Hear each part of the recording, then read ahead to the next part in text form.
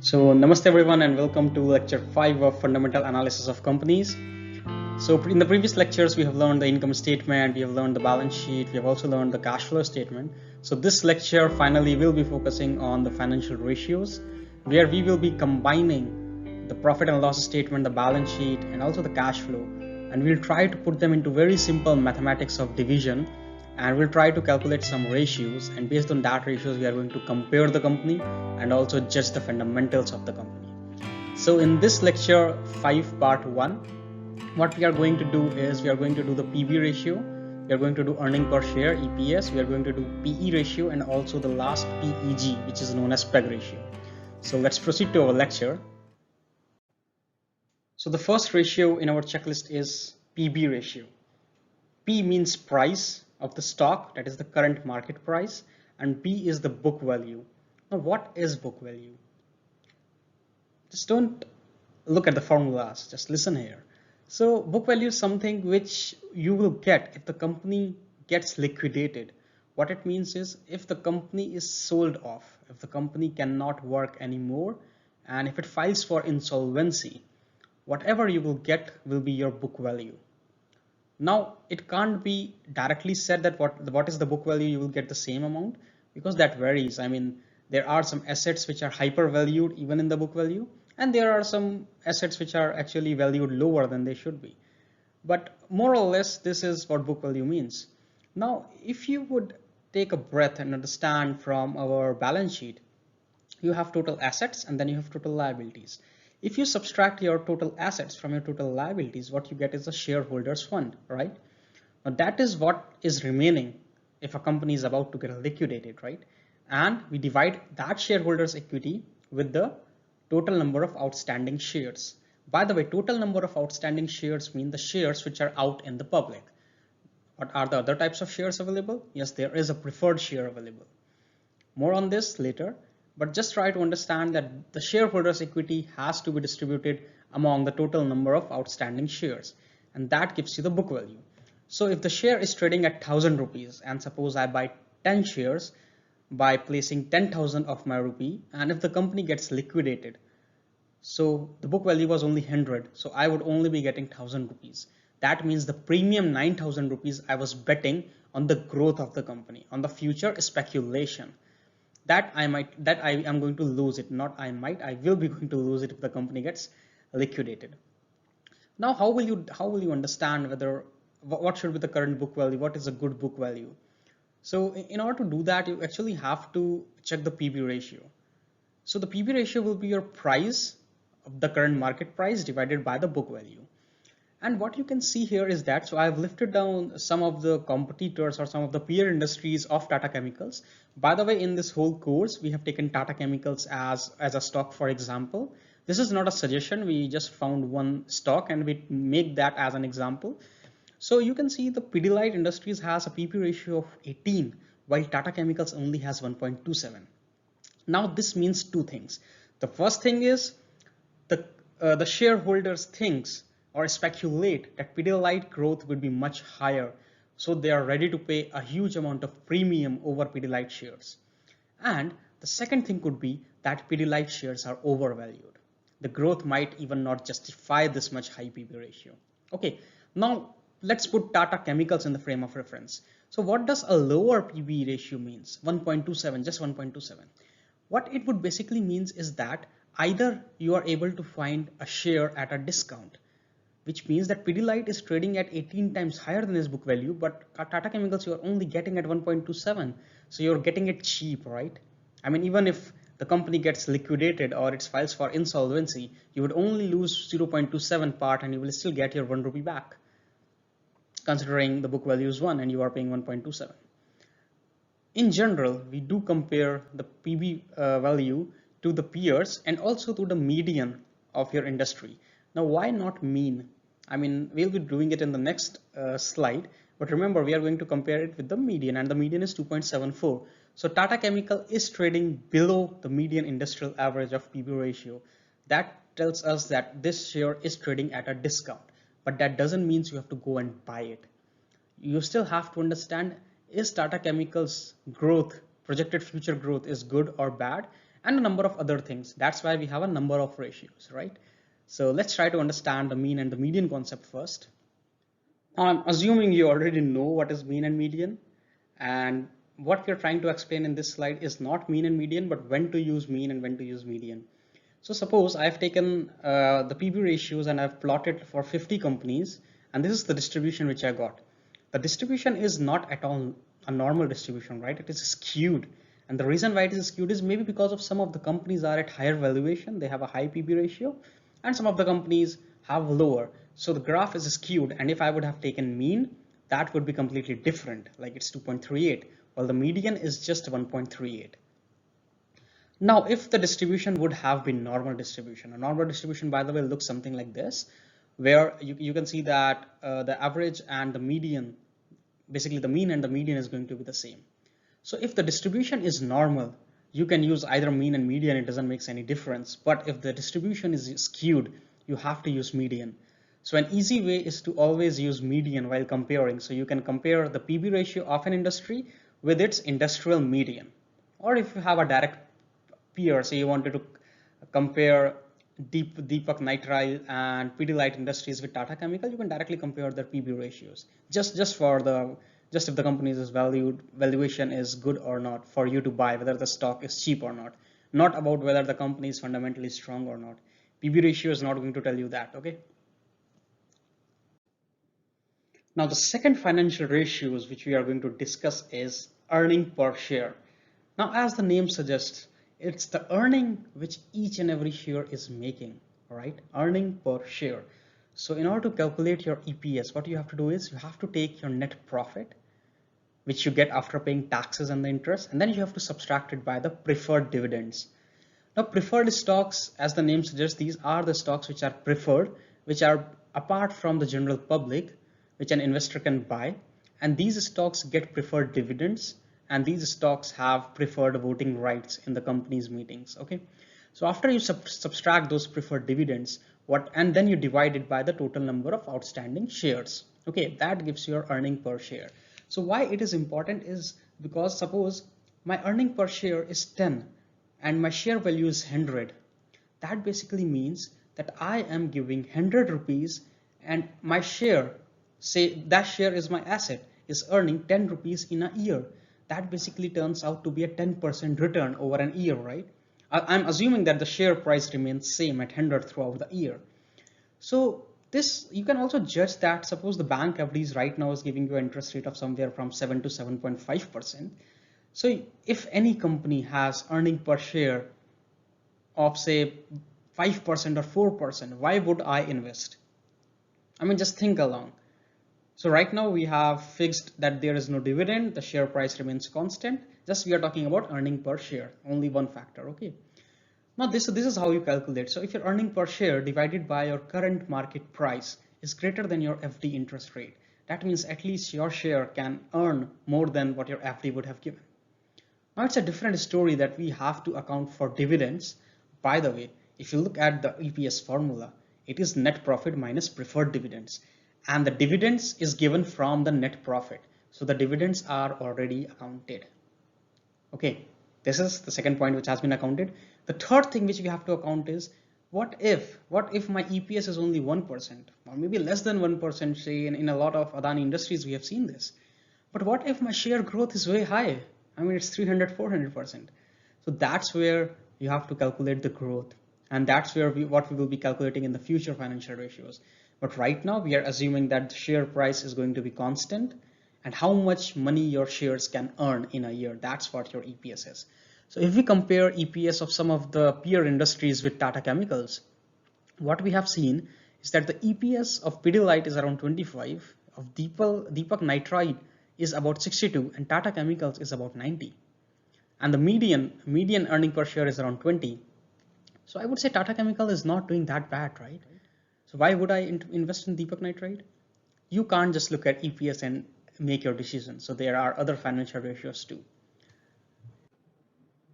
So the last thing you have to remember is if you see a sudden increase in earning per share as per the previous year, it is highly possible that the company has sold some of its assets. So its net profit has increased and so its earning per share has also increased, and we really don't account for that. If there is any such abnormality, we used to subtract that from the net profit. So you would see a lot of cases where your EPS has suddenly jumped, and because of that the investors get very happy and they rush and buy in shares. But you have to really find out the reason for increase in EPS. The increase in EPS should always come from an increase in operating profit, an increase in sales. Okay, and you also have to see the EPS for last 5 years at least. It should continuously grow. Your company's earnings are growing. That's what we called as investing in a growing company. If it is a negative, you will see a lot of companies have negative EPS. I mean, I wouldn't suggest those stocks because the companies are still not making profit. So now let's move on to our last financial ratios, which is PE and PEG PEG ratio. Now hold on for a second. PE. P means price, E means earning per share. So it basically means in order to earn 1 rupees, how much price are you willing to pay? Right? If you remember in the previous example, what we have done is we have divided earning per share by the price, and we have tried to say that if that ratio is greater than your bank FD, then only we would try to invest in that stock. But now we are just taking the denominator into the numerator, we are just reciprocating this, and the reciprocal is price per earning, PE ratio. So this is how it would look like, the share price divided by earning per share. The essence is, in order to earn 1 rupee, how much are you willing to pay? The second is PEG. Now the extra G is your growth, and this is your projected or speculative growth. So PEG ratio actually has a speculation in it. So what do you think? How accurate could this be? Still the annual EPS growth speculation is still not that bad. So you can still account for it, but not alone. Okay. If the speculation goes wrong, if the growth goes negative, then it will hurt you. So you have to look at other factors too. Now the PEG ratio will be your PE ratio divided by your annual growth in earning per share. Its physical significance would be, in order to earn 1 rupee at a growth rate of 1%, at an annual growth rate of 1%, how much are you willing to spend? And if that amount is less than 1 rupee, I mean, that's pretty good. That's what we prefer for. If we are paying say 0.5 rupees in order to earn 1 rupees in a year at a 1% growth rate, it's not bad. So let's look at some of the PE and PEG ratio of some of the companies. The companies are same. We are taking the same example. So let's take Pidilite. So Pidilite has a PE ratio of 102, while the median industrial PE is 22. That means Pidilite is it has a very high valuation, right? I mean, 102 is a pretty good amount of money in order to earn 1 rupees. Exactly, this is what it means. So if you take Tata Chemicals, it's only 10.74, but a higher PE also signifies one more thing, that the company has very good future projection growth rates. So you also you can't just say if the company has higher PE, it is bad, it is expensive. It might be expensive because of a reason, but in numerous cases, or I would say in equal number of cases, it turns out that it is just over expensive. Okay, so you really have to look at it. Now if you look at Tata Chemicals, its PE ratio is pretty down. It's below industrial median, and it's a big company. I mean, it's one of the known companies. Now let's look at the PEG, the last column, the PEG ratio. You can see the PEG ratio for Pidilite is 17.49. That means I have to give this much amount of money in order to earn 1 rupee at 1% growth rate. While if I go at Deepak Nitrile, it's less than 1. That's good. By the way, for Tata Chemicals, why is it negative? So negative PEG ratio basically means that the projected growth might be negative. So you have to really see what is the reason, and maybe that could be the reason it has a low PE. Though PE always doesn't mean the stock is undervalued and it's a good buy opportunity. It could be a good buy opportunity if the growth rates are good. So that's why we were saying that we have to look at other ratios, and this PEG ratio actually speculates the growth.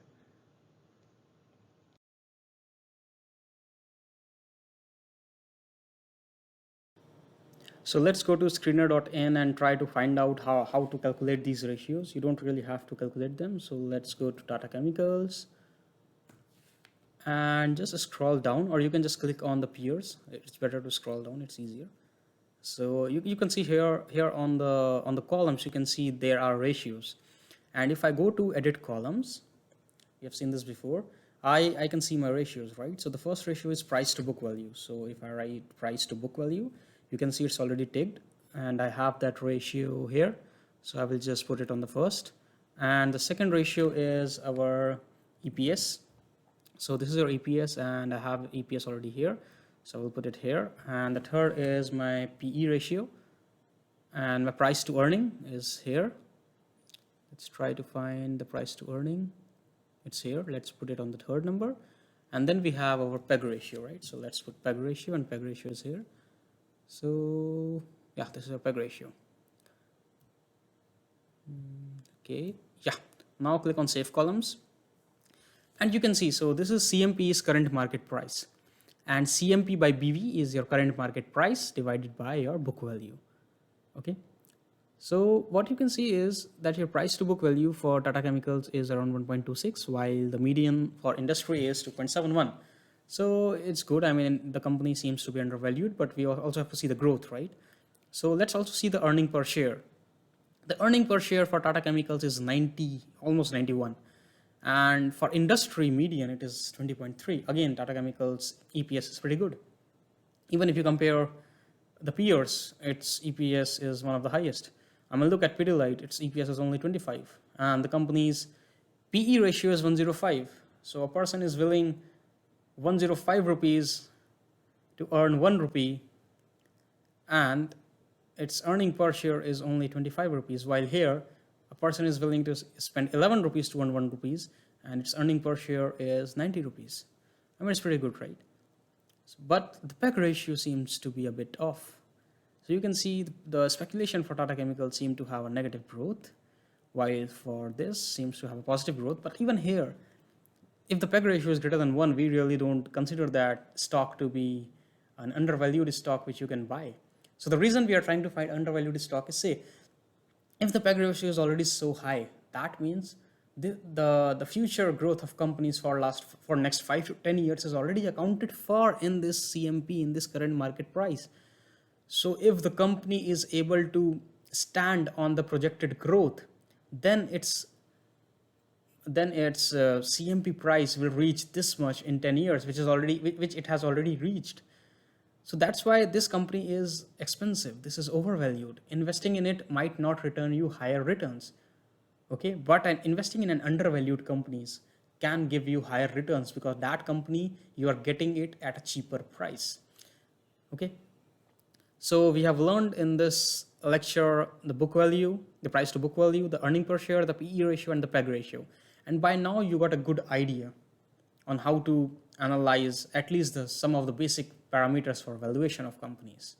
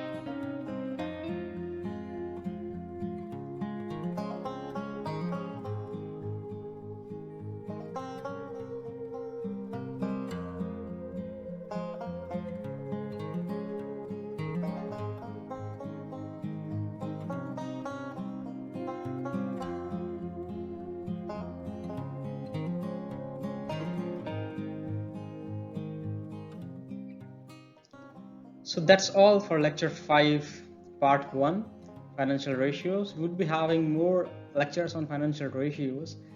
And thank you everyone for joining. Hope you have learned something new today, and try to analyze more companies using the ratios you have learned. Try to compare them especially. Okay, see you in the next class.